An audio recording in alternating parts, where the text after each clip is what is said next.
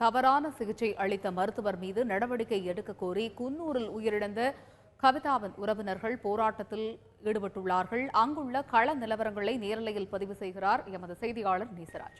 நேசராஜ், சொல்லுங்க, அங்க என்ன பிரச்சனை? அவர்களுடைய கோரிக்கைகள் என்ன? கடந்த 28/9/2016 அன்று கவிதா அவர்கள் குன்னூர் பகுதியில் ஒரு தனியார் மருத்துவமனைக்கு சிகிச்சைக்காக சென்றிருக்காங்க.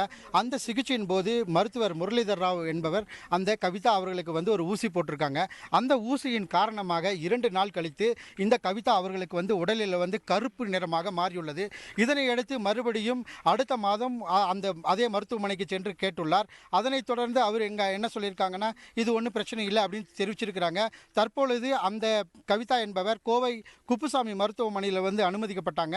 அதன் பின்பு அவருக்கு அங்கு தீவிர சிகிச்சை கொடுக்கப்பட்டது. ஆனால் தீவிர சிகிச்சை பலனளிக்காமல் நேற்று காலை அவர் இறந்துள்ளார். இவர் இறந்ததை அடுத்து இவரது உடல் குன்னூருக்கு கொண்டு வரப்பட்டது.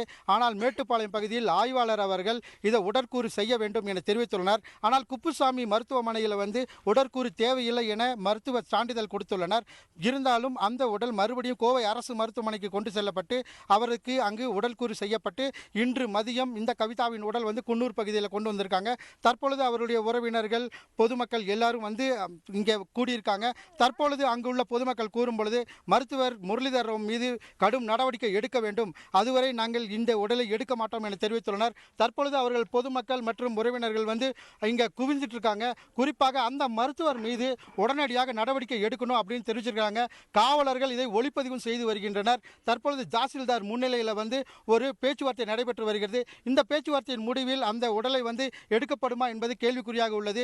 இந்த மருத்துவர் அலட்சிய போக்கில் தான் இந்த கவிதா இறந்திருக்காங்க அப்படின்னு தெரிவிச்சிருக்கிறாங்க. அந்த மருத்துவமனை நிர்வாகம் தரப்புல இந்த விவகாரம் குறித்து ஏதேனும் கருத்து தெரிவிக்கப்பட்டிருக்கிறதா? அந்த மருத்துவர் மீது நடவடிக்கை எடுக்கப்படும் அப்படிங்கிற தகவல்கள் ஏதாவது இருக்கிறதா? குறிப்பாக இந்த வழக்கு பதிவு இன்னும் செய்யப்படவில்லை என கூறப்படுகிறது. இருந்தாலும் இந்த மருத்துவர் தற்பொழுது குன்னூர் பகுதியில் இல்லை. இந்த குன்னூரில் இருந்து அவர் வேற எங்கேயோ பெங்களூரு வேற ஏதாவது ஒரு இடத்துக்கு அவர் சென்றிருக்காரு.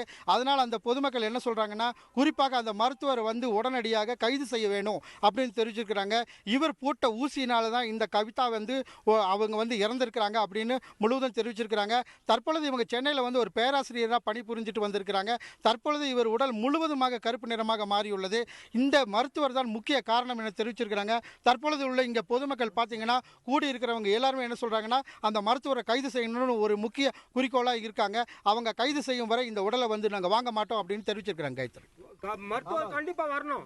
உங்களுடைய கள விவரங்களை பதிவு செய்தமைக்கு நன்றி.